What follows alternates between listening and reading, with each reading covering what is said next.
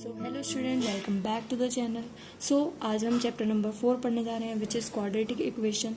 तो इस चैप्टर में हम क्या क्या पढ़ेंगे, किस पे हम क्वेश्चन करेंगे, कितने मेथड है क्वेश्चन करने के, वो सारी चीज़ें हम यहाँ पे पढ़ेंगे। स्टार्ट करते हैं। जैसे कि हम यहाँ पर पढ़ेंगे क्वाड्रेटिक इक्वेशन हमारा होता क्या है, फिर उसके बाद solving of quadratic equation. Solving of quadratic equation हम दो तरीके से यहाँ पे सॉल्व करेंगे, फैक्टराइजेशन मेथड से और कंप्लीटिंग द स्क्वायर मेथड से। नाउ फिर अगला हम पढ़ेंगे क्वाड्रेटिक फॉर्मूला। क्वाड्रेटिक फॉर्मूला क्या होता है, हमारा डिस्क्रिमिनेंट क्या होता है, नेचर ऑफ रूट्स क्या होते हैं, graphical representation of quadratic equation पढ़ेंगे, formation of quadratic equation from its root, sum and product of roots. तो ये सारी चीज़ें हम इस चैप्टर में पढ़ने वाले हैं। स्टार्ट करते हैं वीडियो को, और वीडियो को आप देखें, आपको ये बहुत अच्छे से समझ में आएगा। चलिए स्टार्ट करते हैं। तो फर्स्ट हेडिंग है हमारी क्वाड्रेटिक इक्वेशन। ये क्वाड्रेटिक इक्वेशन हमारी होती क्या है, तो क्वाड्रेटिक का मतलब सबसे पहले कि जिसकी डिग्री हमारी 2 हो, जिसकी डिग्री हमारी 2 हो उसको हम क्वाड्रेटिक कहते हैं। एंड हमने पॉलिनोमियल चैप्टर में पढ़ा था क्वाड्रेटिक पॉलिनोमियल। क्वाड्रेटिक पॉलिनोमियल हमारा होता क्या था, ax² + bx + c। तो जिसकी डिग्री 2 होती थी वो क्वाड्रेटिक पॉलिनोमियल होता था। और अगर हम इसी पॉलिनोमियल को px को 0 के इक्वल रख देंगे, अगर 0 के इक्वल रख देते तो ये हमारी क्या हो जाती है, क्वाड्रेटिक इक्वेशन। यही हमारी क्वाड्रेटिक इक्वेशन हो जाती है। तो क्वाड्रेटिक इक्वेशन हमारी ये होती है। इसको हम रिप्रेजेंट करते हैं ax² + bx + c = 0, where a is not equals to 0। तो जो इसकी जनरल फॉर्म होती है वो इसकी ये जनरल फॉर्म होती है। क्वाड्रेटिक इक्वेशन हम इसे कहते हैं ना। हम क्वाड्रेटिक इक्वेशन को सॉल्व कैसे कर सकते हैं, तो यहाँ पर हमें 2 मेथड दिए गए हैं, which is factorization method and completing the square method. मैं आपको इनको पूरा स्टेप वाइज समझाऊंगी क्वेश्चन की हेल्प से। इनको मैं अलग से वीडियो बनाकर आपको समझाऊंगी क्वेश्चन की हेल्प से। तो यहाँ पर आपको इस तरीके से समझ नहीं आएगा।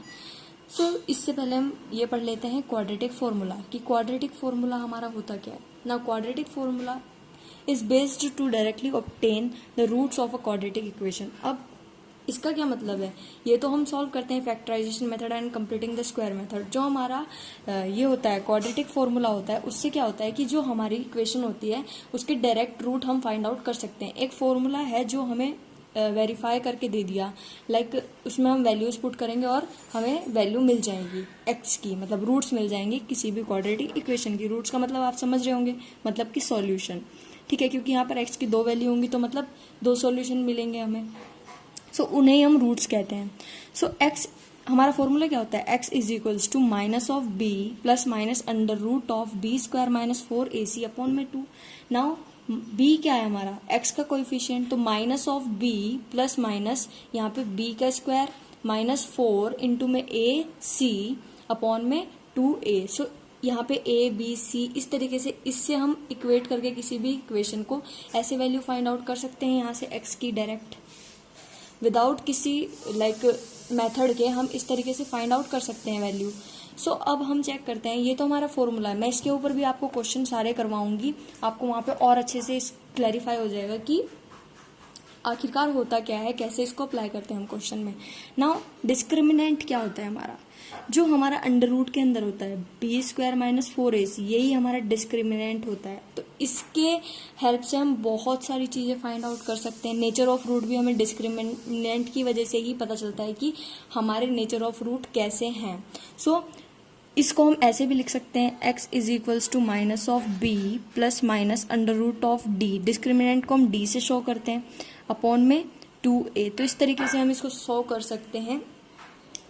और जो हमारी d की वैल्यू होती है वो होती है b² - 4ac, तो इसको हम डिस्क्रिमिनेंट कहते हैं। तो ये भी इस चैप्टर का ही पार्ट है। नाउ अब हम अगली हेडिंग की बात। अगली हेडिंग है क्या है हमारे पास, nature of roots. Nature of roots, जैसे मैंने बताया आपको कि डिस्क्रिमिनेंट क्या होता है हमारा, b² - 4ac, ये हमारा डिस्क्रिमिनेंट होता है।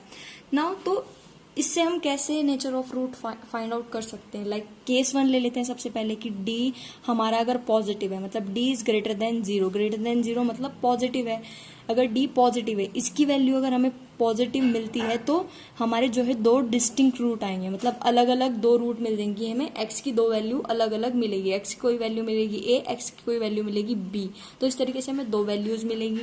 केस 2 में क्या है, अगर d इज इक्वल टू 0 है, अगर d हमारा 0 है, इसकी वैल्यू अगर हमारी 0 हो जाती है, यहाँ से क्या है, 2 equal root and two equal and real roots आएंगे हमारे, मतलब कि दो इक्वल भी होंगे रूट और रियल भी होंगे। सो अगर डी हमारा इक्वल है 0 के, केस थर्ड क्या होगा, अगर डी हमारा नेगेटिव है, इसकी वैल्यू अगर हमारी नेगेटिव आती है, तो आप देख पा रहे थे कि जो ये था ये हमारा अंडर रूट में था वहां पे, which is B square minus 4ac, तो इस तरीके से था ये। तो अगर इसकी वैल्यू हमारी नेगेटिव आ जाती है तो इसके कोई रूट नहीं होंगे, बिकॉज वो अंडर रूट के अंदर नेगेटिव वैल्यू कभी भी हमारी नहीं हो सकती, हम उसको सॉल्व ही नहीं कर सकते इस तरीके से।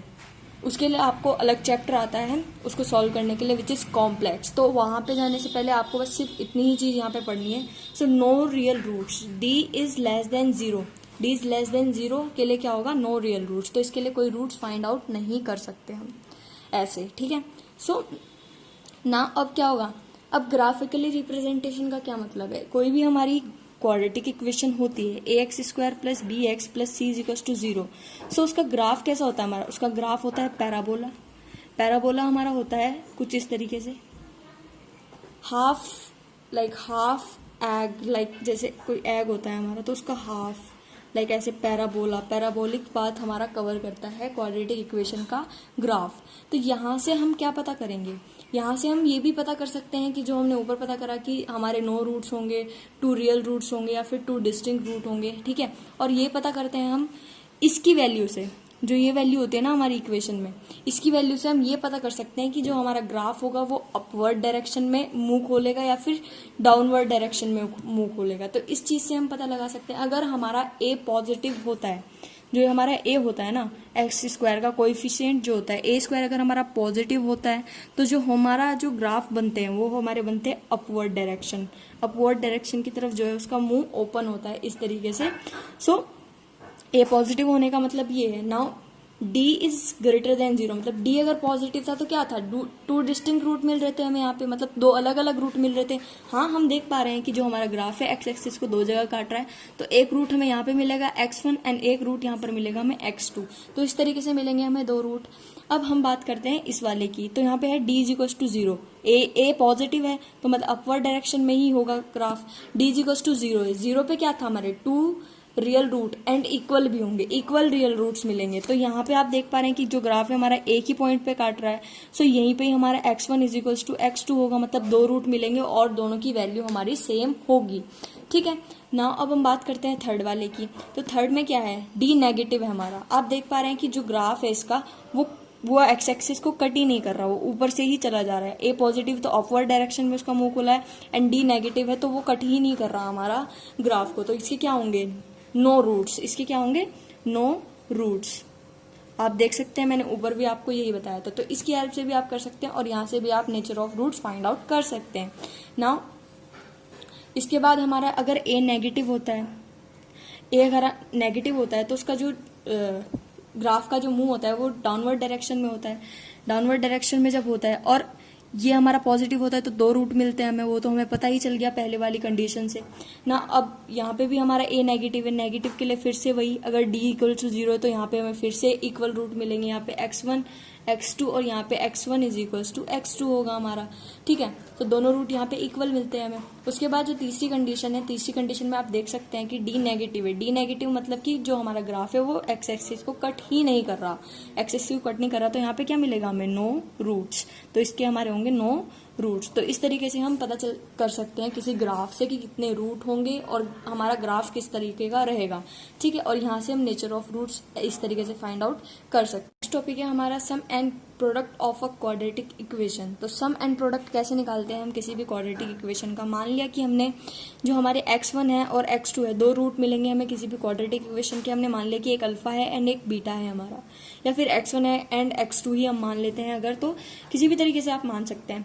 तो सम ऑफ रूट वहां से हमारा क्या होता है, which is alpha plus beta is equal to minus B by A. Minus B क्या होता है हमारा एक्स का कोएफिशिएंट, तो माइनस बी अपॉन ए क्या होता है एक्स स्क्वायर का कोएफिशिएंट। तो इस तरीके से हम सम ऑफ दोनों का रूट निकाल सकते हैं, which is x1 plus x2 is equals to minus B by A. कुछ भी इक्वेशन होगी तो हम यहाँ से सम निकाल सकते हैं उन दोनों रूट्स का। अब प्रोडक्ट ऑफ रूट्स हमारा क्या होगा, अल्फा इंटू बीटा या फिर x1 इंटू x2 कह लो, is equals to c by a। c क्या है हमारा, कांस्टेंट अपॉन में कोएफिशिएंट ऑफ एक्स स्क्वायर। तो इस तरीके से हम sum and product find out करते हैं। इसके ऊपर भी हम क्वेश्चन देखेंगे।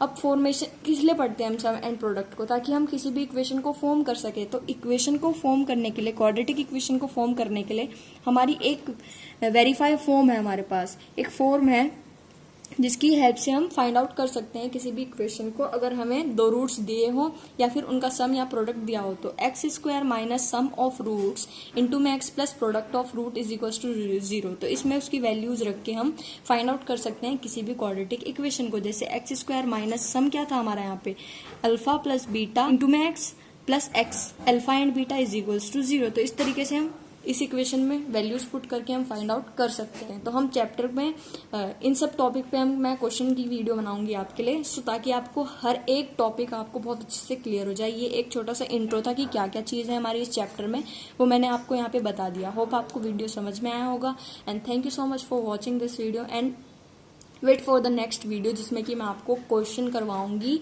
जो दोनों मेथड है हमारे। कौन सा मेथड है हमारे सॉल्व करने के लिए है हमारा factorization method and completing the square method. तो दोनों ही मेथड से मैं आपको क्वेश्चन बताऊंगी। क्वेश्चन की हेल्प से आपको ये दोनों मेथड आपको बहुत अच्छे से क्लैरिफाई हो जाएंगे। So thank you and wait for the next video.